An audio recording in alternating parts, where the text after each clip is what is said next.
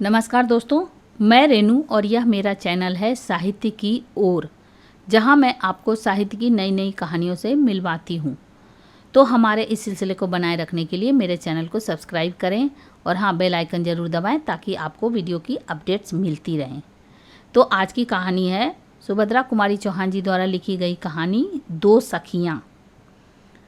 मालिन क्यारियों को निरा रही थी। ऊपर से रघु ने आकर कहा, ऊपर जा, बाई साहब बुला रही हैं। मालिन घबराई। सवेरे ही सवेरे बाई साहब ने बुलाया है, कोई अपराध तो नहीं हो गया है। वह हाथ की खुरपी भी रखना भूल गई। क्षण भर में हाथ में खुरपी लिए बाई साहब के सामने जा खड़ी हुई और पास ही उसकी धोती का पल्ला पकड़े खड़ी थी उसकी छोटी सी बेटी रमिया। मालिन, रोज़ रोज़ हमारी मुन्नी पढ़ने जाती है और स्कूल में बैठी बैठी थक जाती है। इधर तुम्हारी रमिया दिन भर घास खोदती है और बगीचे में मज़ा करती है। अब यह ना होगा, रमिया को भी पढ़ने जाना पड़ेगा। मालकिन का स्वर सुनते ही मालिन का भय जाता रहा। बोली, रमिया तो आपकी ही है बाई साहब, चाहे पढ़ने भेजो चाहे बगीचे में काम कराओ। पर रमिया पढ़ने जाएगी तो मुन्नी रानी का बगीचा न सूख जाएगा, उसे कौन सींचेगा? किसी के बोलने के पहले ही मुन्नी बोल उठी, तो फिर हम भी बगीचा सींचेंगे। रमिया पढ़ने ना गई तो हम भी ना जाएंगे, चाहे कुछ भी हो। मालिन ने कहा, पर रमिया के पास पट्टी भी नहीं है, पुस्तक भी नहीं है, और कौन देगा मुन्नी रानी? मुन्नी बोली, पट्टी और पुस्तक का बहाना मत करो मालिन, हम देंगे। पर रमिया पढ़ने नहीं जाती तो हम भी नहीं जाते। यह लो, कहती हुई पट्टी पुस्तक फेंक कर मुन्नी भागी। माँ ने उसे पकड़कर कहा, ठहर जा मुन्नी, रमिया भी जाएगी पढ़ने। पर मुन्नी तो किसी न किसी बहाने पढ़ने जाना ही नहीं चाहती थी। मालिन के हाथ से खुरपी लेती हुई बोली, माँ, रमिया कैसे जाएगी पढ़ने? उसके पास साफ कपड़े कहाँ हैं? मैं अब बगीचे में काम करने जाती हूँ। मुन्नी जीने से नीचे उतरने लगी। मुन्नी को आखिर पढ़ने के लिए जाना ही पड़ा, साथ में ज़बरदस्ती रमिया को भी जाना पड़ा। पट्टी पुस्तक घर से ही ढूंढ कर दे दी गई। मुन्नी का ही एक पुराना फ्रॉक पहनकर रमिया पहले दिन स्कूल गई। धीरे धीरे दोनों में खूब मेल हो गया। अब वे स्कूल जाने से घबराती न थीं। दोनों साथ स्कूल जाती, साथ लौटती और साथ साथ पढ़ती। अब मुन्नी को भी कोई शिकायत न थी। वह मुफ्त में पढ़ने जाती और रमिया दिन भर मज़ा करती है। दिन जाते देर नहीं लगती। देखते देखते लड़कियां बड़ी हो गईं। दोनों जिस दिन से साथ साथ पढ़ने लगीं, उनमें सद्भाव के साथ साथ गाढ़ी मैत्री भी हो गई। मुन्नी अपने किसी भी व्यवहार से यह न प्रकट होने देती कि रमिया उसकी आश्रिता मालिन की बेटी है। रात को रामी जरूर माँ के पास सोती थी, बाकी सारे समय मुन्नी उसे नीचे आने ही न देती थी। इसी साल दोनों ने मैट्रिक की परीक्षा दी है। मुन्नी के पिता मुन्नी के ब्याह की तैयारी में हैं, पर रामी की माता के सामने एक समस्या थी। वह सोच रही थी, रामी इतना पढ़ गई है, चाल ढाल बात व्यवहार से वह मुझ अनपढ़ की लड़की सी जान ही नहीं पड़ती। मैं इसका विवाह कैसे और कहाँ करूँगी? फिर वह सोचती, नहीं, विवाह कोई बात नहीं, मेरी रामी स्कूल की मास्टर बनेगी और तब रामी मुझे यहाँ मालिन का काम न करने देगी। तो क्या मैं अपने इतने अच्छे मालिक को छोड़कर चली जाऊँगी? यहाँ मेरी जिंदगी बीती है और यहीं मरूंगी भी। रामी दिन भर दूसरी चिंता में घूमा करती थी। उसे माँ के साथ बगीचे में काम करने में लज्जा और संकोच मालूम होता था, पर यह भी ना सहा जाता था कि उसकी माँ दिन भर मेहनत करे और वह बैठी रहे। माँ को काम करते देख उसे बड़ी वेदना होती, पर कोई दूसरा उपाय भी तो न था। उसने सोचा, परीक्षा फल के निकलते ही चाहे पास होऊं चाहे फेल, मैं कहीं ना कहीं नौकरी कर लूँगी। 15-20 रुपये ही मिलेंगे तो क्या हुआ, माँ को तो दिन भर मजदूरी ना करनी पड़ेगी। माँ ने बहुत कष्ट उठाया है, अब वे बूढ़ी हो चली हैं, अब उन्हें अधिक दिन कष्ट ना सहने दूंगी। और इसी निश्चय के अनुसार उसने कई स्कूलों में प्रार्थना पत्र भी भेज दिए। मुन्नी की खिचड़ी अलग ही पक रही थी। उसे चिंता थी रामी के ब्याह की। वह सोच रही थी, हम दोनों साथ साथ पढ़ी और बड़ी हुई, साथ ही मैट्रिक की परीक्षा दी, और अब विवाह केवल मेरा हो रहा है, रामी का भी तो विवाह होना चाहिए। रामी का विवाह उसकी माँ के लिए न होगा, और फिर रामी को पढ़ा लिखा कर किसी अनपढ़ के गले से बांधना भी कितना बुरा होगा। पिता की लाडली मुन्नी अपने इन उठते हुए भावों को न दबा सकी। एक दिन पिता से बोली, बाबूजी, रामी को तुम्ही ने पढ़ाया लिखाया है, उसके विवाह की फिक्र भी तुम्ही को करनी पड़ेगी। अब उसका विवाह किसी गंवार से तो न हो सकेगा। पिता ने आश्वासन के स्वर में कहा। इस विवाह के बाद रामी के ही विवाह का नंबर आएगा। मैं लड़के की तलाश में हूँ। मुन्नी का भाई जगत सिंह, जो इधर 5 साल से विदेश में था, आज आ रहा है। मुन्नी के पिता लड़के को लेने पहले से बम्बई पहुँच चुके हैं। शाम को गाड़ी आएगी। मुन्नी और रामी दोनों सखियाँ बड़ी लगन के साथ जगत सिंह का कमरा सजा रही हैं। मुन्नी बड़ी ही प्रसन्नचित्त और चंचल स्वभाव की लड़की थी। वह स्वयं खुश रहना जानती थी और पास रहने वालों को भी खुश रहने के लिए विवश किए रहती थी। भाई की मेज पर एक सुंदर टेबल क्लॉथ बिछाते हुए मुन्नी बोली, देख रामी, मैंने तेरे विवाह के लिए भी पिताजी से कहा है। वह कोई सुंदर सा तेरे ही सरीखा पढ़ा लिखा वर खोजकर तेरा भी विवाह कर देंगे। और मुन्नी ने एक हल्की सी चपत रामी के गालों पर जड़ दी। रामी उदासी में बोली, पर मैं तो विवाह करूंगी ही नहीं। मुन्नी हंसती हुई बोली, ऐसा तो मत बोल रामी, तुम मुझसे डरती नहीं। मैं कहीं मचल गई तो पिताजी को मेरे विवाह के पहले तेरा विवाह करना पड़ेगा। स्कूल जाने की बात भूल गई क्या? और दोनों हंस पड़ी। अचानक श्रृंगार मेज के पास बड़े आईने में दोनों को अपना प्रतिबिंब दिख पड़ा। मुन्नी कुछ देर तक देखती रही, फिर बोली, रामी, मैं तुझसे गोरी हूँ, पर सुंदर तू ही मुझसे ज़्यादा है। अच्छा देख, तुझसे कहे देती हूँ, तू मेरे पति के सामने मत आना। कहीं ऐसा ना हो कि वह मुझे छोड़कर तुम्हें पसंद कर लें। मुन्नी को एक धक्का देकर रामी बोली, अब तुम मेरा मजाक तो मत उड़ाओ। कहाँ तुम और कहाँ मैं, बहुत फर्क है। तुम मुझसे गोरी भी हो, सुंदर भी हो, पर फिर भी तुम घबराना मत। मैं तुम्हारे पति के सामने न आऊँगी। तुम्हारे ऊपर उनका जो प्रेम होगा उससे कण भर भी न लूँगी। अब खुश हुई? मुन्नी बोली, पर सुंदर मुझसे ज़्यादा तू ही है। मेरा दिल कहता है और यह दर्पण भी कहता है। जी चाहता है इसे तोड़ दूँ।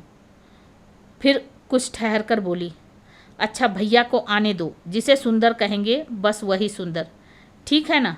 और फिर चाहे बंदर को भी सुंदर कह दें, रामी ने कहा और एक फूलदान में फूल सजाने लगी।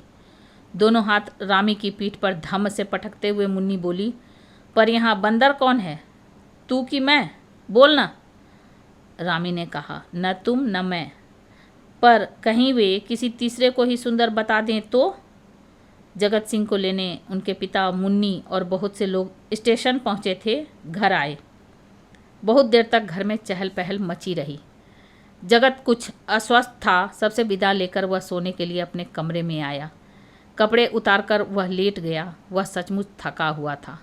किंतु एक ही मिनट के बाद आंधी के झोंके की तरह दोनों दरवाज़ों को फटाफट खोलती हुई पहुंची मुन्नी। एक हाथ से वह रामी को घसीटती हुई ला रही थी। वह बोली, भैया, सोने से पहले तुम्हें एक बात का फैसला करना है। सच सच कहना, मैं ज़्यादा सुंदर हूँ कि यह? जगत हंस पड़ा। बोला, मुन्नी, तू अभी तक निरी बच्ची ही है। जा मुझे सोने दे, मैं थक गया हूँ। और वह करवट बदलकर सो गया। भैया, तुम अभी तक बड़े खराब हो, कहती हुई रूठ कर मुन्नी चली गई। किंतु इसके बाद जगत सो न सका। उसके सामने रह रह कर शर्माई हुई रामी का चित्र आ जाता था। वह यही निर्णय न कर सकता था कि यह लड़की कौन है। विवाह में दूर दूर के बहुत से संबंधी रिश्तेदार आए होंगे। मुमकिन है उन्हीं में से किसी की लड़की हो, पर इसे तो जगत ने कभी देखा है। चेहरा पहचाना हुआ सा लगता है।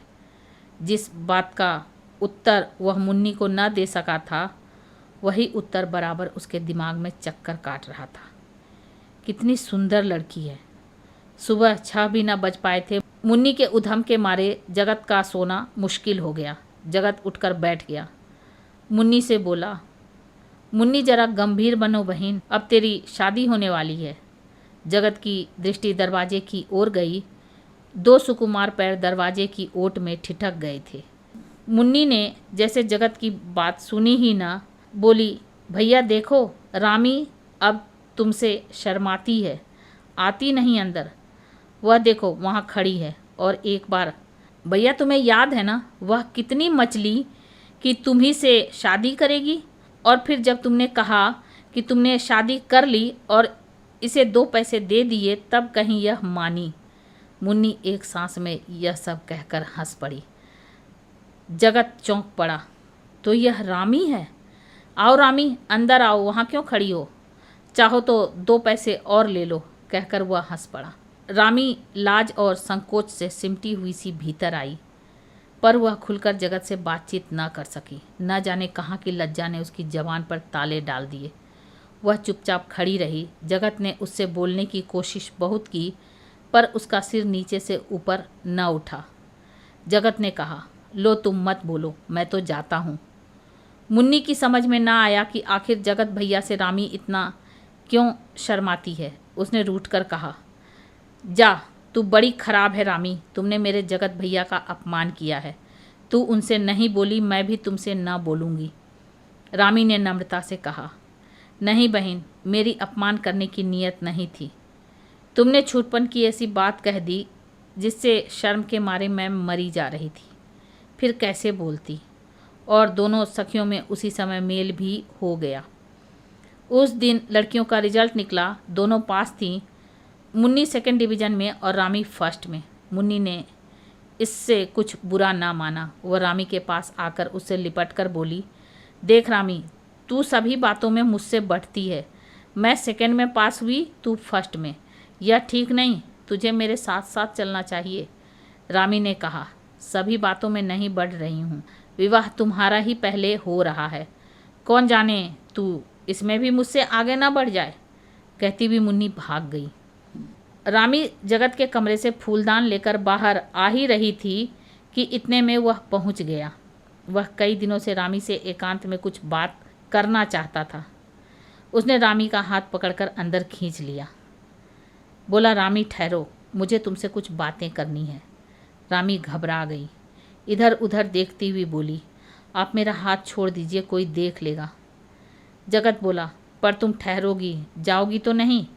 रामी का स्वर कांप रहा था। वह बोली, ठहरूंगी, पर पहले आप मेरा हाथ छोड़ दीजिए। रामी का हाथ छोड़ जगत दरवाजे के पास रास्ता रोक कर खड़ा हो गया और बोला, रामी, मेरे पास भूमिका बांधने का समय नहीं है। मैं तुमसे विवाह करना चाहता हूँ, तुम्हें स्वीकार है? रामी कांप उठी। उसने कहा, पर यह कैसे हो सकता है? मैं मालिन की लड़की हूँ और आप क्षत्रिय। फिक्र मत करो, मैं केवल तुम्हारी राय जानना चाहता हूँ। अब रामी कैसे बोले। सिर नीचा करके वह खड़ी रही। पर अनुभवहीन जगत क्या जाने कि यह मौन स्वीकृति का सूचक है। वह अधीर होकर बोले, रामी, उत्तर दो, हाँ या ना, मैं तुम्हारे मुंह से सुनना चाहता हूँ। तुम खुशी से स्वीकार कर लोगी तो ठीक है, इनकार करोगी तो मैं तुम पर किसी प्रकार का दबाव न डालूंगा। सच्चे आदमी की तरह मैं तुमसे पूछता हूँ, क्योंकि मैं तुमसे विवाह करना चाहता हूँ, पर तुम्हारी अनुमति से, तुम्हारी इच्छा के विरुद्ध नहीं। रामी फिर चुप। जगत से रहा न गया। उसने फिर रामी का हाथ पकड़ लिया और बोला, रामी, मेरे भविष्य तुम्हारे उत्तर पर निर्भर है। बोलो, तुम्हारी इच्छा के खिलाफ मैं तिल भर इधर उधर ना जाऊंगा। बोलो, तुम्हें स्वीकार है? मैं बहुत पहले ही स्वीकार कर चुकी हूँ। कहती हुई हाथ छुड़ाकर रामी भाग गई और सीधी जाकर अपनी माँ की खाट पर लेट गई। उसने मन ही मन कहा, रामी के चंडी ठाकुर, तुम ही रामी को भुला देते तो रामी का दुनिया में कौन रह जाता। जगत ने अपना निश्चय पिता से कहा। पिता के पास काफ़ी रुपया था, रुपयों का उन्हें लोभ न था, फिर वे स्वयं रामी को बहुत चाहते थे। इस बात पर किसी को कुछ ऐतराज़ हुआ तो जगत की माँ को वे किसी बड़े आदमी से ही संबंध जोड़ना चाहती थीं। एक मालिन की लड़की से ब्याह कर उनके दृष्टिकोण से समाज में उनकी प्रतिष्ठा बढ़ने की जगह कम हो जाएगी, पर उनकी कुछ न चली। एक ही मंडप में रामी का विवाह जगत से और मुन्नी का विवाह शांति स्वरूप से हो गया। तो ये आप सुन रहे थे सुभद्रा कुमारी चौहान जी द्वारा लिखी गई कहानी 2 सखियाँ। ऐसी अद्भुत कहानियों को सुनने के लिए मेरे चैनल को सब्सक्राइब करें, लाइक करें और शेयर करें। और हाँ, कमेंट करके ज़रूर बताएं कि आपको ये कहानी कैसी लगी। Thank you.